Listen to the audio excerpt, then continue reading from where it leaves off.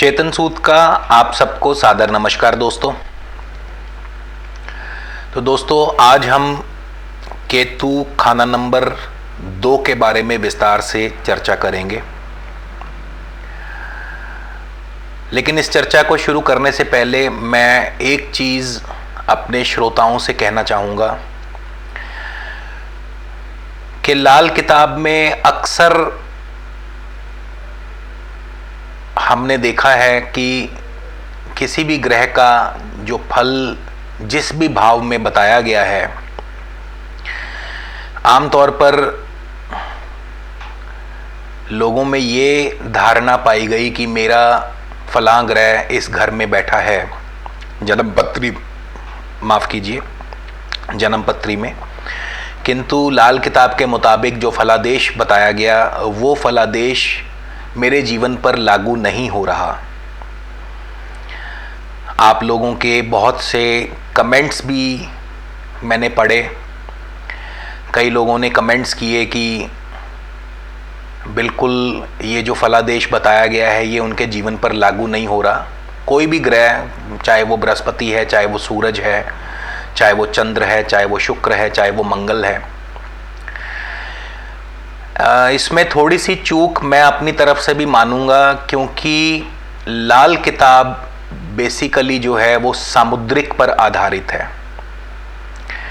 जब हम बृहस्पति खाना नंबर 1 की बात करते हैं या बृहस्पति खाना नंबर 2 की बात करते हैं या सूरज खाना नंबर 3 की बात करते हैं या किसी भी अन्य ग्रह के किसी भी खाना नंबर से संबंधित फलादेश की बात करते हैं, तो हमें ये बिल्कुल उस समय ध्यान में रखना होगा कि क्या सामुद्रिक के मुताबिक वो ग्रह वाकई उसी घर में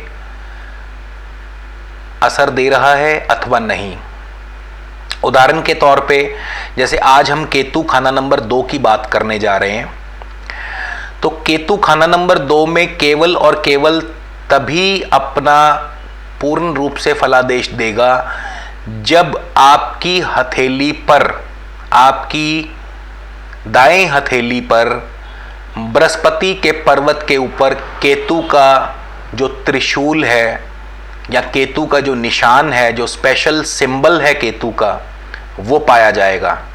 या आपके मस्तक के बिल्कुल बीचों बीच तिलक लगाने वाली जगह पर यदि त्रिशूल या त्रिकोण का निशान होगा तो आप समझें कि केतु आपके खाना नंबर 2 के मुताबिक आपको फल देगा, चाहे वो जन्मपत्री में फिर किसी भी अन्य भाव में ही क्यों ना बैठा हो। तो यहां थोड़ी सी मैं अपनी चूक मानूंगा, क्योंकि मैंने शुरुआत जब की लाल किताब के ग्रहों के बारे में, तो मैं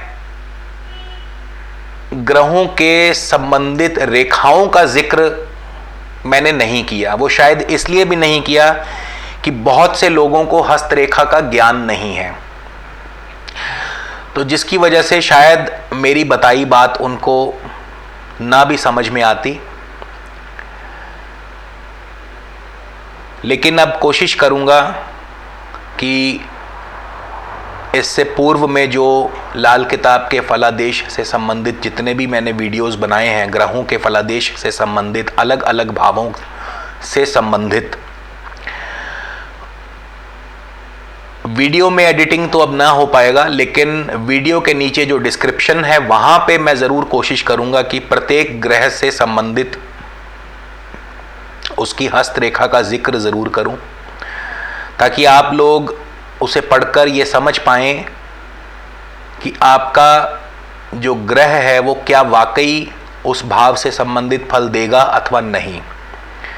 तो मैं एक बार फिर से आप सबको बताना चाहूँगा कि लाल किताब सामुद्रिक पर आधारित है, यानी हस्तरेखा शास्त्र पर आधारित है।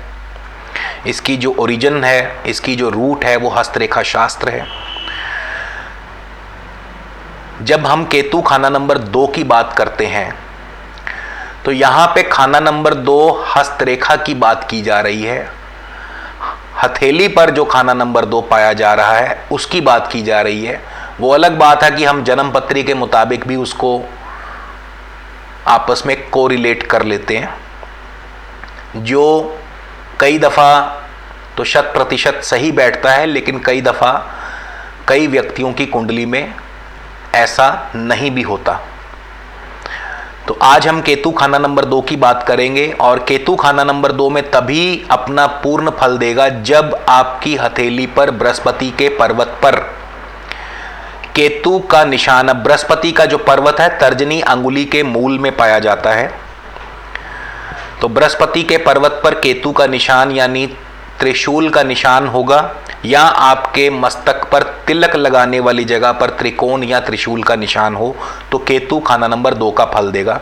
ऐसा व्यक्ति घूमती हुई किस्मत का मालिक होगा, उच्च हुक्मरान होगा, मगर मुसाफिरी हर समय गले पड़ी रहेगी, यानी ऐसा व्यक्ति अधिकतर सफर में अपना जीवन बिताएगा, या खास करके जब केतु की आयु या केतु का जो अवधि है उस दौरान सफ़र में अपना जीवन व्यतीत करेगा। और ये सफ़र खुशकी का सफ़र यानी ज़मीनी सफ़र होगा, मगर बहुत तरक्की देगा। गृहस्थ जीवन ऐसे व्यक्ति का हमेशा सुखमय रहेगा। आई चलाई चाहे लाखों में हो, लेकिन दौलत फिर भी कम ही जमा होगी। राय दरबार में उच्च दर्जा हासिल होगा, ढेरों खिताब मिलेंगे, लाखों रुपए की आई चलाई, लाखों रुपए की आमदन हो सकती है, मगर माया फिर भी जमा ना होगी। दलाल की दलाली की तरह सिर्फ अपना हिस्सा मिलेगा, खास करके जब केतु खाना नंबर 2 के समय नंबर 8 खाली हो, तो तरक्की ही तरक्की मिलेगी।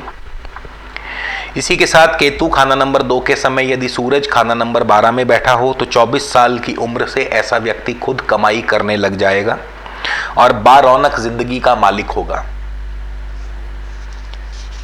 इसी के साथ यदि केतु खाना नंबर 2 के समय चंद्र अथवा मंगल खाना नंबर 8 में बैठे हों, तो सबसे पहले तो ऐसे व्यक्ति को चाहिए कि अपने लंगोट पर सदैव काबू रखें।